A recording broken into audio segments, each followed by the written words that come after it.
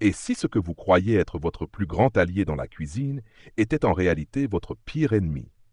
Derrière la lumière rassurante de votre réfrigérateur, certains aliments se transforment en véritables poisons invisibles, capables de détruire votre santé sans prévenir. Voulez-vous vraiment savoir lesquels? Il m'est arrivé un jour une scène banale, presque insignifiante, qui m'a pourtant glacé le sang. J'ouvre la porte de mon réfrigérateur, comme chaque matin. Devant moi, tout paraît normal. Les étagères brillantes, la lumière blanche rassurante, les aliments rangés avec soin. Et pourtant, une pensée fulgurante me traverse. Et si ce sanctuaire de fraîcheur que j'ai toujours considéré comme mon allié cachait en réalité un ennemi silencieux? Je prends une tranche de jambon, un morceau de fromage, un bol de riz laissé de la veille. Tout semble parfait. L'odeur n'a pas changé, la couleur reste la même. Rien ne laisse présager du danger. Et c'est justement là que le piège se referme. Ce que l'on croit immobile et inoffensif dans le froid peut, en réalité, se transformer en un véritable poison invisible. Vous savez, nous avons tous grandi avec cette idée simple. Mettre un aliment au frigo, c'est le protéger, c'est le conserver. Nos parents nous l'ont répété, et nous le répétons à nos enfants.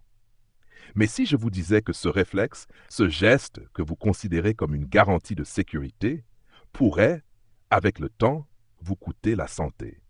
C'est une vérité dérangeante que peu de gens acceptent d'entendre, car elle ébranle notre confiance la plus intime dans le quotidien. Imaginez, vous avez entre 55 et 80 ans. Votre corps a changé. Les défenses qui hier encore semblaient solides commencent à s'effriter. Les cellules ne réparent plus les dégâts avec la même rapidité. Le système immunitaire, jadis un rempart puissant, se transforme en mur fissuré. Ce qui, autrefois, passait inaperçu, devient une menace. Et ce danger ne se trouve pas dans un produit exotique ou douteux venu de l'autre bout du monde. Non, il se cache dans vos habitudes les plus simples, dans les aliments que vous gardez, là juste derrière la porte métallique de votre frigo. Certains aliments portent en eux une part d'ombre. Ils se transforment lentement, sans que vos yeux, sans que votre nez, sans même que votre goût ne vous en avertisse. Une tranche de jambon qui semblait tendre peut se charger de composés cancérigènes invisibles. Un reste de riz, apparemment innocent, peut devenir l'abri de bactéries redoutables. Un fromage crémeux, symbole de plaisir et de raffinement, peut se changer en foyer de toxines capables de vous aliter pendant des jours. Et pourtant, vous continuez à leur faire confiance, parce que rien, à première vue, ne trahit leur trahison. Je me souviens encore de ce moment précis où j'ai compris que le danger ne crie pas toujours son nom. Un ami proche, en pleine santé apparente, a été hospitalisé après un simple repas de restes réchauffés. Rien d'anormal, un peu de riz du frigo, un morceau de saucisse fumée. Mais derrière ces saveurs familières se cachait une armée invisible de toxines et de bactéries. Le médecin fut clair. Ce n'était pas un hasard, mais la conséquence directe d'une habitude banale. Cette révélation m'a frappé de plein fouet. J'ai réalisé que mon réfrigérateur, que je croyais être un coffre-fort, pouvait tout aussi bien être une bombe à retardement. Et c'est pour cela que je vous parle aujourd'hui, parce que personne ne le dit assez fort. Parce que nous vivons avec cette illusion de sécurité qui nous endort, parce que la vérité est inconfortable, mais nécessaire. Derrière l'acier froid et la lumière rassurante du frigo, il existe une autre réalité. Certains aliments ne doivent pas y rester trop longtemps. Non pas parce qu'ils perdent leur goût, mais parce qu'ils deviennent des menaces pour votre santé. Et plus encore à un âge où chaque agression peut laisser une cicatrice irréversible. Je veux que vous imaginiez ce scénario. Vous ouvrez votre frigo ce soir, vous sortez un aliment que vous adorez, vous le cuisinez avec soin, vous le dégustez avec plaisir. Et pourtant, à cet instant même, des composés invisibles agissent dans votre corps, s'infiltrent dans vos cellules, affaiblissent vos défenses. Le goût est délicieux, le souvenir agréable, mais le prix à payer est immense. Voilà pourquoi vous devez écouter attentivement ce qui va suivre. Parce que connaître ces 5 aliments, comprendre leurs dangers cachés et apprendre à les manipuler différemment peut littéralement protéger vos années à venir. Je vous promets que vous ne regarderez plus jamais votre réfrigérateur de la même façon après avoir entendu toute cette histoire. Ce que vous pensiez être un allié docile deviendra à vos yeux un espace à manier avec prudence et vigilance. Et cette prise de conscience, aussi brutale soit-elle, pourrait bien vous sauver. Si vous êtes ici, ce n'est pas un hasard. C'est que quelque part, une partie de vous sent qu'il est temps de se protéger autrement, de regarder vos habitudes avec un œil neuf. Alors, restez avec moi jusqu'à la fin. Ce voyage à travers votre réfrigérateur pourrait être l'un des plus importants que vous entreprendrez pour votre santé. Avant de continuer, je vous invite à soutenir cette chaîne. Abonnez-vous et activez la cloche de notification. C'est grâce à vous, à votre soutien, que nous pouvons continuer à partager ces vérités, souvent passées sous silence, mais vitales pour votre bien-être. Chaque abonnement est une force qui nous permet de produire plus de contenu, plus d'investigations, plus d'outils pour vous protéger. Alors faites ce geste maintenant, et ensemble, nous irons plus loin. Et pour vous impliquer encore davantage, je vous pose une question simple, mais profonde, qui appelle à la réflexion. Selon vous, lequel est le plus dangereux pour un adulte de plus de 60 ans? À faire confiance à l'apparence et à l'odeur des aliments pour juger de leur sécurité. B. Croire que le froid du réfrigérateur suffit toujours à éliminer tous les risques. Écrivez votre réponse en commentaire, A ou B. J'ai hâte de lire vos réflexions et de voir combien d'entre vous osent affronter cette vérité inconfortable. Votre participation est essentielle. Elle ne fait pas que nourrir le débat. Elle peut aussi sauver des vies. Je dois vous confier quelque chose qui m'a marqué à jamais. Pendant longtemps, j'ai cru que rien n'égalerait le réconfort d'une tranche de jambon fumé, d'une saucisse grillée encore chaude ou d'un morceau de bacon croustillant au petit déjeuner. Ces aliments faisaient partie de mon quotidien et de mes souvenirs. Je revois encore les repas de famille où le jambon trônait au centre de la table, les soirées d'hiver réchauffées par une assiette de saucisses fumées, ou encore les pique-niques dans les vignes de Bourgogne où l'on partageait du saucisson sec et du pain croustillant. Tout cela était synonyme de joie, de chaleur humaine, de convivialité. Mais derrière cette douceur se cachait un secret que j'ignorais totalement. Un jour, j'ai appris que ce que je croyais être des aliments de fête et de partage pouvait se transformer en poison lent. Le frigo, dans lequel je les rangeais machinalement, devenait le complice silencieux de cette transformation. Je me souviens d'une conversation avec un médecin qui m'a bouleversé. Il m'a expliqué que les viandes fumées et transformées, lorsqu'elles sont conservées trop longtemps au réfrigérateur, subissent des modifications invisibles. Les conservateurs, ces fameux nitrites qui donnent aux charcuteries leur belle couleur rosée et qui empêchent les bactéries de se développer, ne sont pas aussi inoffensifs qu'on le croit. Avec le temps, dans l'humidité froide du réfrigérateur, ils se transforment en nitrosamines, des composés cancérigènes redoutés. Et le plus troublant, c'est qu'aucun signe extérieur ne vous alerte. La viande garde son aspect appétissant, son odeur délicieuse, et pourtant, elle est en train de devenir une menace pour votre santé. À ce moment-là, tout un pan de ma vie s'est fissuré. Moi qui avais toujours associé ces saveurs à la sécurité et au bonheur, je découvrais leur double visage. J'ai pensé à mes proches, à mes parents qui, sans le savoir, avaient laissé ces produits reposer trop longtemps dans le frigo, persuadés de bien faire. J'ai pensé à mes enfants qui continuent parfois à manger des tranches de jambon emballées comme si elles étaient éternelles. Et je me suis senti coupable d'avoir moi-même ignoré ces dangers si longtemps. Il y a une histoire qui illustre parfaitement ce basculement. Celle d'Henri, un ami que j'ai rencontré lors d'une randonnée en Auvergne. Henri vivait seul, et pour se simplifier la vie, il achetait de gros paquets de saucisses fumées. Il en prenait une partie et laissait le reste dans son réfrigérateur, parfois plusieurs semaines. Pour lui, c'était une solution pratique et économique, jusqu'au jour où son médecin, lors d'une simple consultation de routine, lui demanda de décrire ses habitudes alimentaires. Quand Henri mentionna sa passion pour les saucisses fumées et conservées longtemps, le médecin fronça les sourcils et prit le temps de lui expliquer les risques. Ce fut un choc. Henri n'avait jamais imaginé que ce geste quotidien, anodin en apparence, pouvait préparer le terrain à des maladies graves comme le cancer du côlon ou de l'estomac. À partir de ce jour, il changea radicalement ses habitudes. Il achetait moins, congélait tout ce qu'il ne consommait pas immédiatement et faisait attention à ne jamais garder un produit ouvert plus de quelques jours. Ce récit m'a profondément touché, car je me suis reconnu en lui. Combien de fois avais-je moi aussi ouvert un paquet, pris une tranche, refermé à moitié et remis le tout dans le frigo, en pensant que le froid suffisait à garantir la sécurité. La vérité, c'est que nous sommes nombreux à commettre cette erreur. Nous croyons que tant que ça ne sent pas mauvais, tout va bien. Mais c'est une illusion dangereuse. Les poisons les plus pernicieux sont souvent invisibles, inodores, insipides. Ils se glissent dans nos cellules sans prévenir et laissent derrière eux des traces indélébiles. Avec l'âge, ce danger devient encore plus grand.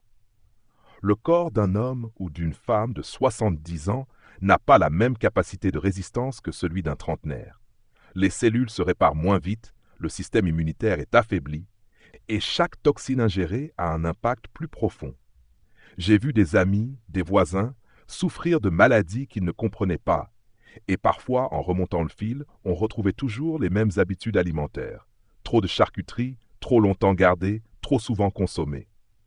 Alors j'ai commencé à observer, à changer et à transmettre ces leçons. J'ai appris qu'il vaut mieux acheter moins, mais plus souvent. Que congeler, ce n'est pas un aveu de faiblesse, mais un acte de sagesse. Que 3 à 5 jours, c'est la limite raisonnable pour conserver une viande fumée ou transformée au réfrigérateur.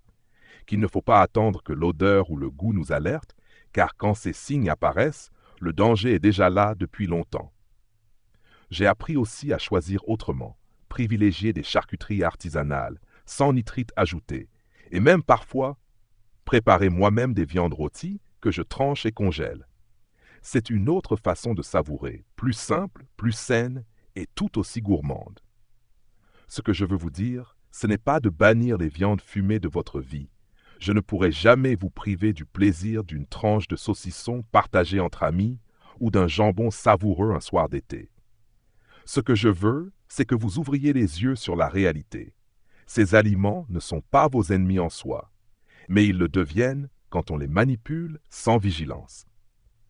La différence entre un plaisir et un poison ne tient qu'à une question de temps et de prudence. En racontant tout cela, je revois mon propre réfrigérateur différemment. Ce n'est plus un coffre-fort où je laisse les choses s'oublier, mais un espace de transition. J'ai compris que chaque aliment y a une durée de vie précise qu'il faut respecter pour ne pas se mettre en danger. Et quand je pense à Henri, à son étonnement le jour où il a découvert ce que personne ne lui avait jamais dit, je me dis qu'il est temps de briser ce silence. Parce que derrière le goût fumé qui évoque tant de souvenirs, derrière la simplicité d'un paquet acheté au supermarché, il y a une vérité crue. Si vous n'y prenez pas garde, la charcuterie que vous aimez tant pourrait devenir l'une des menaces les plus insidieuses pour votre santé. Et cette vérité, il vaut mieux la connaître aujourd'hui, avant qu'il ne soit trop tard. Je voudrais vous raconter une histoire qui, au premier abord, semble banale, mais qui a changé ma façon de regarder un aliment que je croyais totalement inoffensif, le riz. Pendant des années, j'ai considéré ce féculent comme l'un des plus sûrs. Dans ma maison, il était le symbole de la simplicité. Un grand plat de riz, préparé le dimanche, conservé au réfrigérateur et réchauffé jour après jour pour accompagner mes repas. J'aimais cette organisation qui me faisait gagner du temps et j'avais l'impression d'agir avec bon sens. Pourtant, je me trompais lourdement. Ce qui m'apparaissait comme une habitude pratique était en réalité une porte ouverte vers un danger silencieux. J'ai compris cela un soir d'hiver, après avoir partagé un repas chez une amie âgée. Patricia, elle, avait préparé du riz la veille et l'avait laissé reposer dans son réfrigérateur. En apparence, rien n'était suspect. La texture était correcte, le goût intact, l'odeur familière. Mais quelques heures après le dîner, Patricia fut prise de nausées violentes, puis de diarrhée intense. Hospitalisée d'urgence, elle apprit par son médecin que le riz pouvait devenir toxique lorsqu'il est mal conservé. Cette révélation m'a bouleversé, car je réalisais que je faisais exactement la même chose qu'elle, sans en mesurer les conséquences. Le danger vient d'une bactérie dont je n'avais jamais entendu parler auparavant, Bacillus cereus. Ces spores sont capables de survivre à la cuisson. Vous pouvez bouillir votre riz pendant 20 minutes, croire que tout est stérilisé, et pourtant, ces minuscules spores resteront là, invisibles, endormis. Si ensuite vous laissez le riz refroidir trop lentement, ou si vous le conservez plusieurs jours au réfrigérateur, ces spores se réveillent, se multiplient et produisent des toxines redoutables. Et ces toxines, contrairement aux bactéries elles-mêmes, ne disparaissent pas avec un nouveau passage à la casserole. Elles résistent, elles s'infiltrent et elles empoisonnent. Lorsque j'ai appris cela, j'ai eu l'impression qu'on m'arrachait un voile des yeux.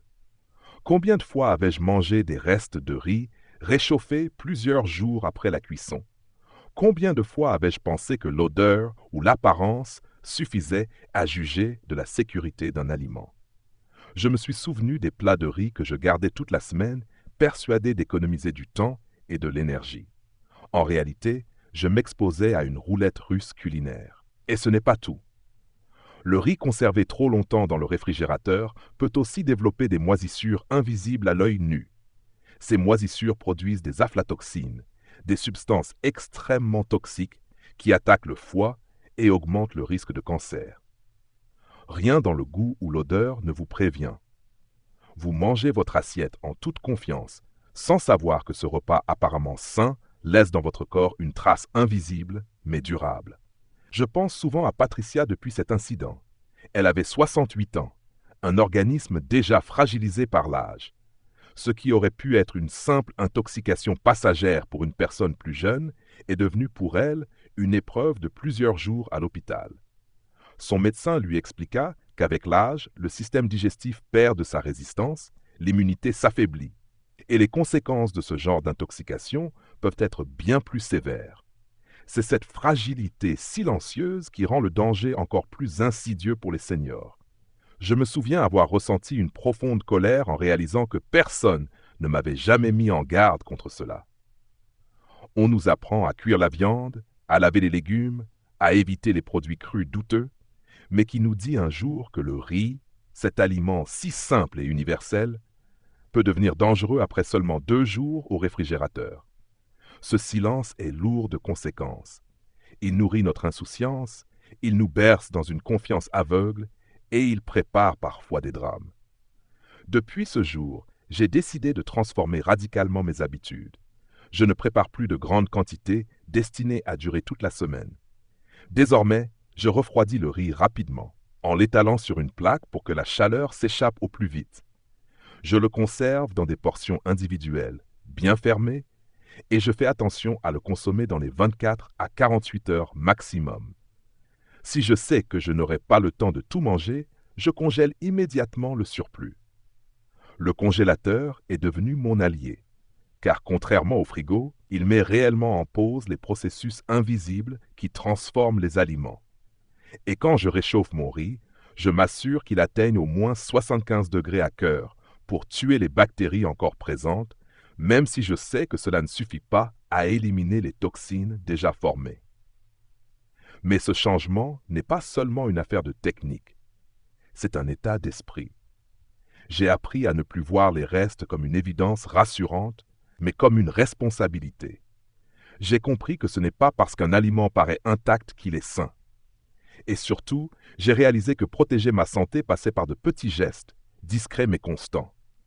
Respecter les durées, surveiller les températures, préférer la prudence à la facilité. Aujourd'hui, chaque fois que je prépare du riz, je repense à Patricia et à son hospitalisation. Je revois son visage fatigué, ses yeux qui ne comprenaient pas comment un simple bol de riz avait pu la mettre dans un tel état. Et je me dis que si cette histoire peut éviter à d'autres de vivre la même épreuve, alors il vaut la peine de la raconter encore et encore. Le riz n'est pas un ennemi. C'est un aliment magnifique, nourrissant, universel. Mais il exige notre respect et notre vigilance. Car au fond, ce n'est pas le riz lui-même qui est dangereux. C'est notre manière de le traiter. Le réfrigérateur n'est pas une baguette magique qui arrête le temps. C'est une aide précieuse, mais limitée. La véritable sécurité dépend de notre connaissance, de nos choix et de notre discipline. Et c'est cela que j'aimerais que vous reteniez. Derrière chaque assiette de riz, apparemment banale, peut se cacher une histoire invisible. Une histoire qui dépend uniquement de la façon dont vous avez manipulé cet aliment. Une histoire qui peut finir en plaisir simple ou en cauchemar médical. À vous de décider laquelle sera la vôtre. Je dois vous avouer que pendant longtemps, j'ai eu un rapport presque sacré avec le fromage et la charcuterie. Pour moi, il n'existait rien de plus français, rien de plus intime à notre culture que la dégustation d'un brie coulant sur une tranche de pain frais ou d'un jambon tendre glissé dans un sandwich improvisé. Ces aliments incarnaient le plaisir pur, l'art de vivre à la française, ce mélange de raffinement et de simplicité qui fait notre fierté. Pourtant, avec le temps, j'ai découvert une vérité qui m'a bouleversé. Ces plaisirs, lorsqu'ils sont conservés trop longtemps au réfrigérateur, peuvent se transformer en véritables pièges pour la santé. Je me souviens d'un soir où j'avais invité quelques amis à la maison. J'avais préparé un plateau de fromage, soigneusement choisi, du camembert, du brie, un petit roquefort acheté chez l'affineur. Nous avons ri, trinqué, savouré. Mais quelques jours plus tard, alors qu'il restait encore du fromage au fond du frigo, je décidai d'en reprendre un morceau. Tout semblait normal. La texture était crémeuse, l'odeur forte mais familière, le goût toujours délicieux.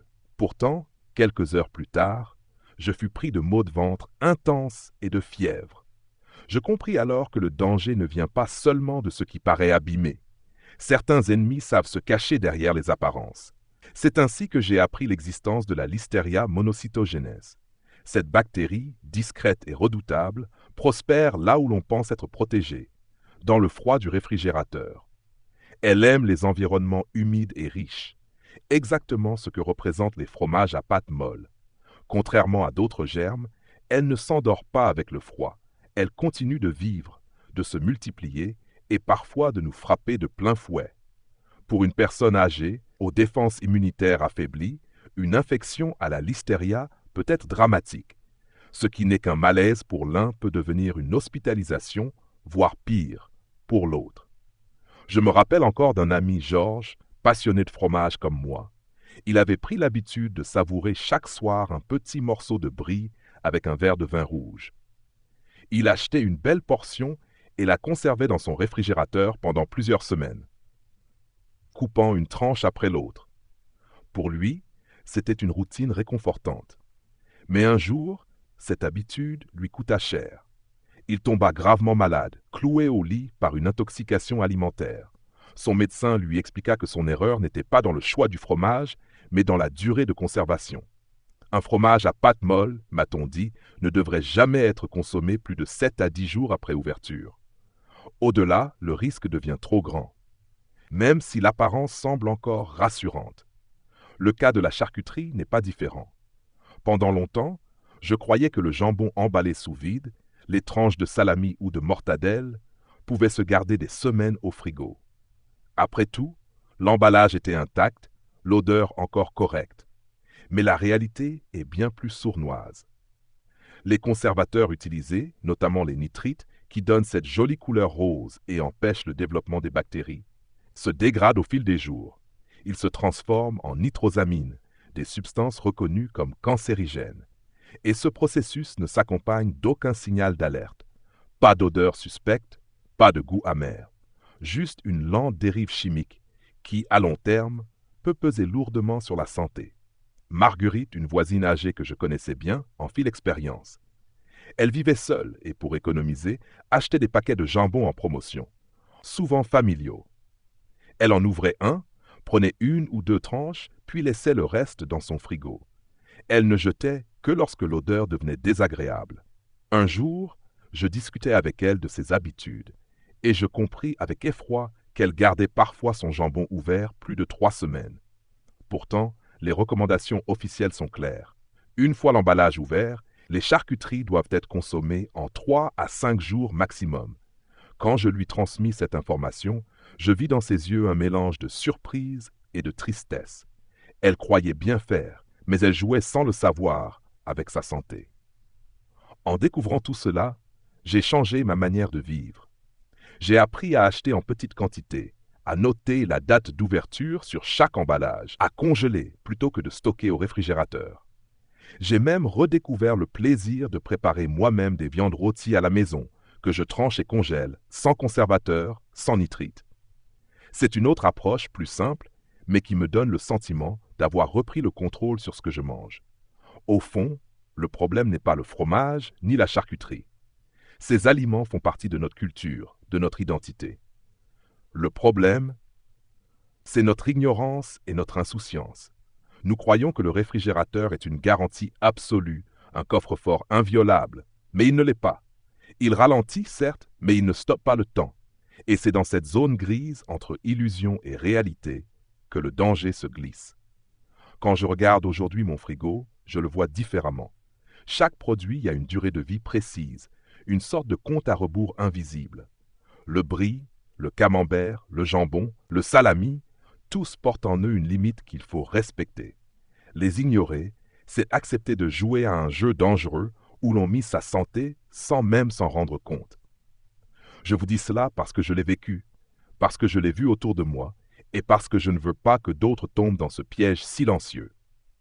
Si vous aimez vos fromages crémeux et vos charcuteries comme je les aime, ne les bannissez pas.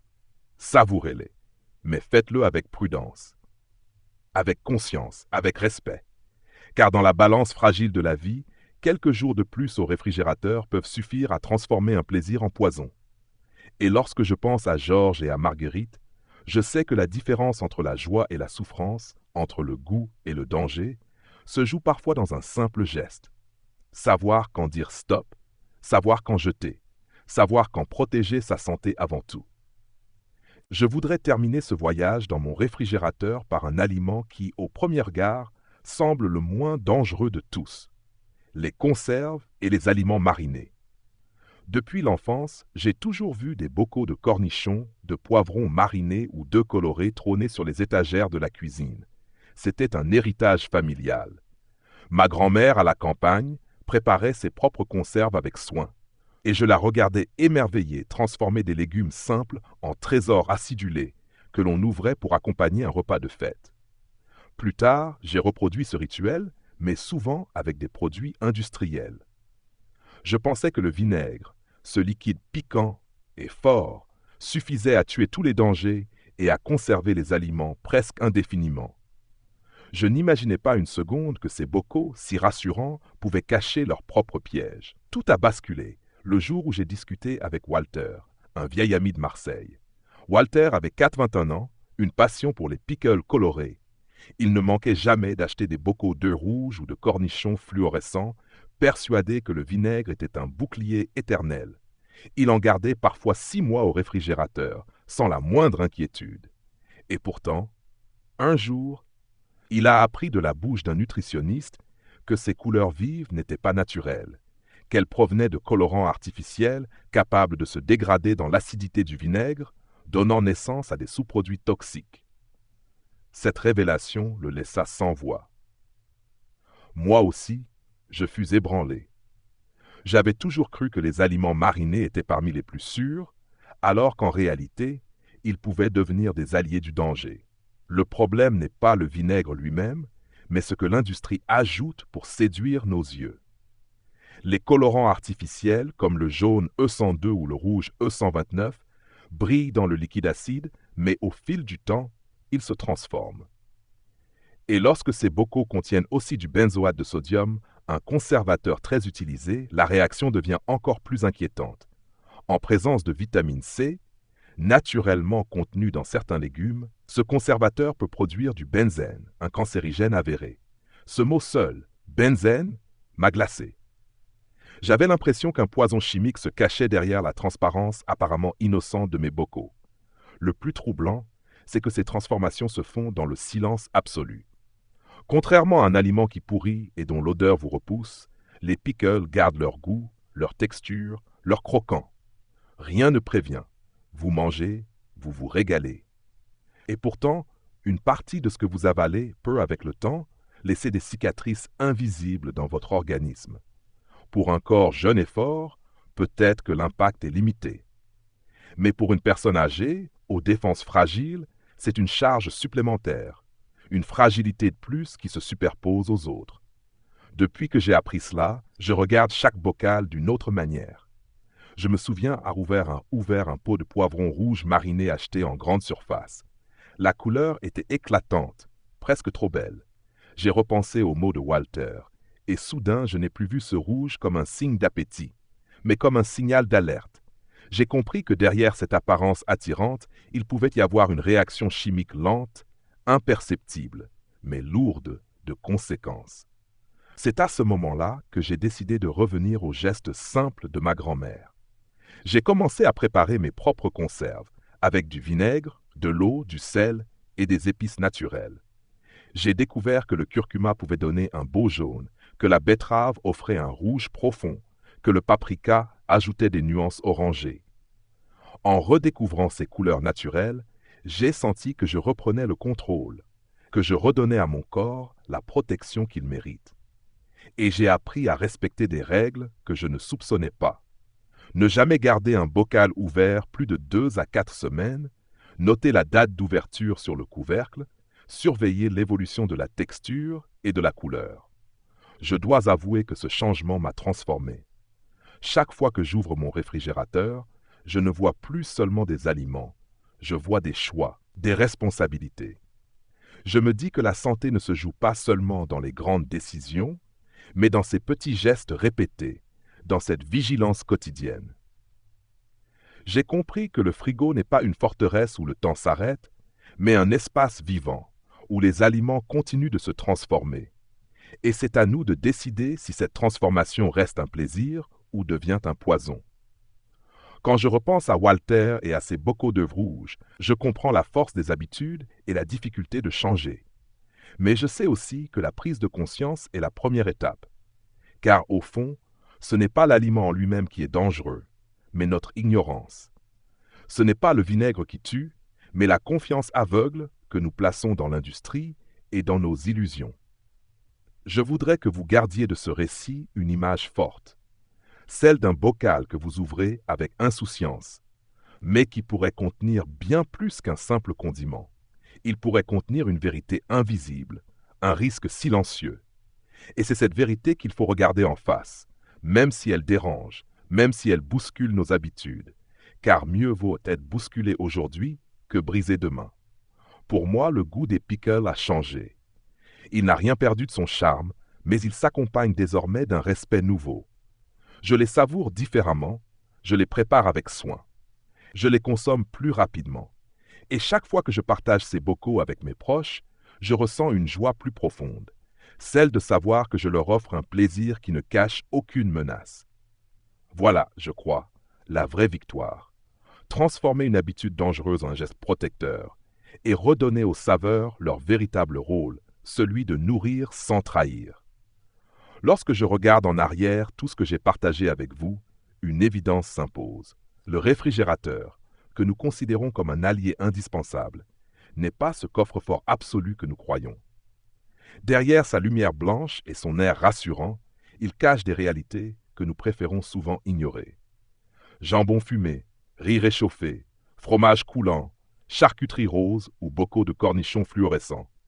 Chacun de ces aliments, si profondément ancrés dans nos habitudes, peut se transformer en menace silencieuse si nous ne respectons pas leurs limites. Et c'est cette prise de conscience qui change tout. En vérité, ce qui tue le plus n'est pas l'aliment en lui-même, mais l'illusion que nous entretenons à son sujet. Nous avons grandi dans l'idée que le froid stoppe le temps, que ce qui est au frigo est à l'abri. Mais la réalité biologique et chimique ne s'arrête pas à la porte métallique. Les bactéries continuent de survivre. Certaines toxines se développent, des réactions invisibles s'enclenchent. C'est notre confiance aveugle qui nous trahit. J'ai compris que la vigilance quotidienne est notre meilleure arme. Acheter moins mais mieux, consommer plus rapidement, congeler quand il le faut, noter les dates d'ouverture, privilégier les produits simples et naturels. Ce sont de petits gestes, mais chacun d'eux a un pouvoir immense. Ils ne demandent pas plus de temps, seulement plus de conscience. Et cette conscience, c'est elle qui protège notre santé et celle de nos proches. Il ne s'agit pas de bannir le plaisir, encore moins de vivre dans la peur. Au contraire, il s'agit de savourer avec intelligence, de redonner du sens à nos choix. Un fromage affiné, un plat de riz chaud, une tranche de jambon, un bocal de pickles, Tous ces plaisirs gardent leur place dans notre vie, mais avec un regard nouveau. Celui de la prudence, de la responsabilité, de l'amour de soi et des autres. La véritable leçon est simple. La santé ne se joue pas dans les grandes révolutions, mais dans les détails. Ce sont nos habitudes, nos petits automatismes, qui construisent jour après jour notre avenir. En ouvrant les yeux sur ce qui se cache dans nos frigos, nous ouvrons aussi une porte vers une vie plus consciente, plus longue et plus sereine. Ne pas fermer les yeux, ne pas se bercer d'illusions, voilà le chemin vers une liberté plus profonde, celle de savourer sans trahir son corps. Alors, en appliquant dès aujourd'hui ces gestes simples, nous ne changeons pas seulement la manière dont nous consommons nos aliments, nous changeons la manière dont nous respectons notre vie. Et ce respect, il n'a pas de prix. Avant de nous quitter, je vous pose une question toute simple. Selon vous, qu'est-ce qui est le plus important dans vos habitudes alimentaires? A, la rapidité et la praticité. B, la vigilance et la santé à long terme. Écrivez votre réponse dans les commentaires A ou B et partagez votre point de vue pour que chacun puisse réfléchir et apprendre de l'expérience des autres. N'oubliez pas de vous abonner à la chaîne, d'activer la cloche pour ne rien manquer, et si vous souhaitez soutenir notre travail, vous pouvez aussi faire un don. Votre soutien est notre force pour continuer à créer des contenus utiles, sincères et profonds, qui vous accompagnent vers une vie plus saine. Merci de votre présence et à très bientôt pour de nouvelles découvertes.